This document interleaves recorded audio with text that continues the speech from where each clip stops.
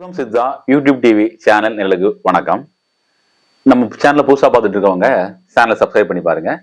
இதில் வந்து பார்த்தீங்கன்னா நிறைய மருத்துவம் சார்ந்த விஷயங்கள், சித்த மருத்துவம், நம்முடைய உடல் நலத்தின் சம்பந்தமான விஷயங்கள் அனைத்தும் இதில் நம்ம வந்து அப்டேட் பண்ணிட்டு இருக்கோம். உங்களுக்கு தேவையான விஷயங்கள் எதுவும் தேவைன்னா நீங்கள் கமெண்ட்ல கேட்கலாம். ஆரோக்கியமான வழியில நாம் கொடுத்து அனுபவித்த வழியில் உள்ள அனுபவங்களை நாம் பகிர்ந்து கொள்ளலாம். இப்போ இன்றைக்கு நம்மளுடைய நேயர் வந்து பார்த்தீங்கன்னா சிறுநீரகம், அதாவது வெயில் காலங்கள் ஆயிடுச்சு, எனக்கு வந்து சிறுநீரகத்தில் வந்து பார்த்தீங்கன்னா கற்கள் காணப்படுகிறது, அதை எளிமையாக கரைக்க ஒரு மூலிகை மருத்துவமாக கூறுங்கள் அப்படின்னு சொன்னதுனால இந்த வீடியோ தொகுப்பை உங்களுக்கு நான் வெளியிடுறேன். அதாவது நம்மளுடைய சிறுநீரகமானது கழிவு நீக்க மண்டலமாக செயல்படுகிறது. இந்த கழிவு நீக்க மண்டலத்தில் வந்து பார்த்தீங்கன்னா எப்போ பிரச்சனை ஏற்படும்னு கேட்டிங்கன்னா, நாம சிறுநீரகத்துக்கு தேவையான ஆரோக்கியமான தண்ணீர் கொடுக்கலன்னா அது தன்னுடைய கழிவுகளை வெளியேற்றுவதற்கு சிரமங்கள் ஏற்படும். அப்போ நம்ம ஒருவர் வந்து பார்த்தீங்கன்னா கட்டாயமாக நம்முடைய பசி தாகத்துக்கு ஏத்தாற் போல கண்டிப்பா வந்து பார்த்தீங்கன்னா சுத்தமான நீர் பருக வேண்டும், ஆரோக்கியமான நீர் பருக வேண்டும், இயற்கையான நீர் பருக வேண்டும். இந்த வழி நம்ம நீர் பருகி வரும் பொழுது அந்த உடலுக்கு ஏற்படக்கூடிய கழிவுகள் நல்லா வெளியேறதுக்கு பெரிதும் உதவி செய்யும். நம்ம உடல்ல வந்து பார்த்தீங்கன்னா 78% விழுக்காடு வந்து பார்த்தீங்கன்னா நீரால் நிரம்ப பெற்றிருக்கு. இந்த நீரானது வந்து பார்த்தீங்கன்னா கழிவு நீக்க மண்டலத்தில் வந்து சிறுநீரகம் தான் வெளிப்படுத்தும். அப்போ நீங்க சரியா வகையில் தண்ணீர் குடிக்கலன்னா என்ன ஆகும் அப்படின்னு கேட்டீங்கன்னா, அந்த ஒரு உப்பு மாதிரி படிமம் படிஞ்சுட்டு வந்துட்டு இருக்கும். இதை வந்து கல்லுன்னு சொல்லுவாங்க. நம்ம பார்த்துக்கலாம். இப்போ ஒரு பப்ளிக் பாத்ரூம் போனோம்னு வச்சுக்கோங்களேன், அங்க வந்து சரியா மெயின்டைன் பண்ணாம போட்டிருந்தாங்கன்னா என்ன ஆகும்னு கேட்டீங்கன்னா, அங்க ஒரு அடியில பிடிச்ச மாதிரி இருந்துட்டு இருக்கும். அது வந்து இளம் மஞ்சள் கலர்ல காணப்படும். அதே போல என்னன்னு கேட்டீங்கன்னா, நம்ம உடம்புலையும் நம்ம தண்ணீர் கொடுத்து சுத்தப்படுதல்னா அதே மாதிரி படிமங்கள் ஏற்பட்டுரும். இந்த படிமத்திற்கு பேர் தான் சிறுநீரக கல்னு பெயர். இந்த சிறுநீரக கல்ல வந்து பார்த்தீங்கன்னா நம்முடைய மருத்துவர்கள் வந்து பார்த்தீங்கன்னா கால்சியம் கல் அப்படின்னு சொல்லியிருக்காங்க, பாஸ்பேட் கல்னு வச்சிருக்காங்க. அதே போல சிறுநீரக வந்து அடைப்புகள் ஏற்பட்டா அது சிறுநீரகத்துல வந்து பார்த்தீங்கன்னா சிறுநீர் சொட்டு சொட்டா விடும். இதையும் நம்முடைய மருத்துவர்கள் வந்து பார்த்தீங்கன்னா ஸ்கேன் பண்ணி கரெக்டா பார்த்து கண்டுபிடிச்சிருவாங்க. இப்போ அப்படிப்பட்டவங்க எல்லாருமே வந்து பார்த்தீங்கன்னா தண்ணீர் நிறைய குடிக்கணும்னு நம்ம ஏற்கனவே பார்த்தோம். அதாவது கற்கள் பிரச்சனை தோணுனாலே வந்து பார்த்தீங்கன்னா நமக்கு வந்து சிறுநீரக கழிக்கையில் ஏற்படக்கூடிய வலி ஏற்படும்.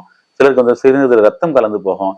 சிலருக்கு வந்து பார்த்தீங்கன்னா இடது பக்கம் வந்து பார்த்தீங்கன்னா பேக் பெயின், அதாவது பார்த்தீங்கன்னா குறுக்கும் சேர்ந்து வலிக்கும்.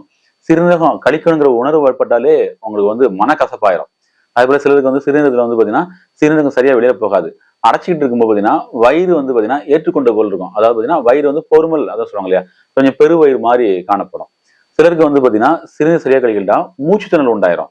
அதனால சரியான நேரத்துக்கு நம்ம கண்டிப்பா மூச்சு திணறல் இல்லாம பார்க்கறது ரொம்ப அவசியம். இது போல உள்ள நிலைகள் இருந்தால் நம்ம உடனே நம்ம மருத்துவ ஆலோசனை பெற்று அவங்களுடைய அடிப்படையில நீங்க கண்டிப்பா ட்ரீட்மெண்ட் எடுத்துக்கணும். இப்போ நம்ம வந்து பாத்தீங்கன்னா சித்த மருத்துவத்தில் வந்து பாத்தீங்கன்னா ரணகல்லின்னு சொல்லக்கூடிய ஒரு மூலிகை உண்டு. இந்த ரணகல்லி மூலிகை வந்து பாத்தீங்கன்னா அதாவது நம்முடைய பாரம்பரியமாகவே வந்து பாத்தீங்கன்னா கிராமப்புறங்கள்ல இன்றளவும் பாத்தீங்கன்னா சில பாட்டி சில தாத்தாலாம் என்ன பண்ணுவாங்க கேட்டீங்கன்னா, பேரப்புல உனக்கு கல் இருக்கா, கல் கரையலையா போகலையா, பயப்படாத, நான் உன்னை அரைச்சி தரேன், இதை நீ மோர்ல கலந்து சாப்பிடுவா அப்படின்னு காலையில என்ன பண்ணுவாங்கன்னா இதை வந்து நீராகாரத்திலேயோ இல்லை மோர்லயோ கலந்து காலையில கொடுத்துருவாங்க. ஒரு 2 பொழுது 3 பொழுது கொடுக்கும்போது என்னன்னு கேட்டீங்கன்னா சிறுநீரகம் வந்து தாராளமா பிரிய ஆரம்பிச்சிடும். அப்படிப்பட்டவங்க வந்து பாத்தீங்கன்னா ரணகல்லி மூலிகை பயன்படுறது நல்லது. இன்றளவுக்கும் பாத்தீங்கன்னா சில கிராமங்கள்ல எனக்கு தெரிஞ்சா பாத்தீங்கன்னா கிட்டத்தட்ட ஒரு 3 பேர் 4 கிராமங்கள்ல வந்து பாத்தீங்கன்னா இந்த மருத்துவத்தை வந்து பாத்தீங்கன்னா அவங்க இலவசமாகவே எளிமையாக பண்ணிட்டு இருக்காங்க. நீங்களும் வந்து பாத்தீங்கன்னா ரணகல்லி மூலிகை எங்க கிடைச்சாலும் சரி, சிறுநீரக பிரச்சனை உள்ளவங்களுக்கு, சிறுநீரக கல் பிரச்சனை உள்ளவங்களுக்கு ஒரு 2 பொழுது இல்லை 3 பொழுது கொடுத்தாலே போதுமானது. இப்போ உதாரணமா காலையில இன்னைக்கு எடுத்துக்கிட்டாங்கன்னா நாளைக்கு காலையில அந்த மாதிரி 3 நாள் எடுக்கும் பொழுது அவங்களுடைய கற்கள், அதாவது சிறுநீரக கற்கள் எல்லாமே கரைஞ்சி வெளியேறதை நம்ம கண்கூடா பார்க்க முடியும். அதே போல வந்து பாத்தீங்கன்னா உணவுல வந்து பாத்தீங்கன்னா நீர் சத்துள்ள காய்கறிகள், சுரைக்காய், வெள்ளரிக்காய், இது போல உணவு காய்கறி நம்ம கண்டிப்பா அவசியம் எடுத்துக்கொள்ளணும்.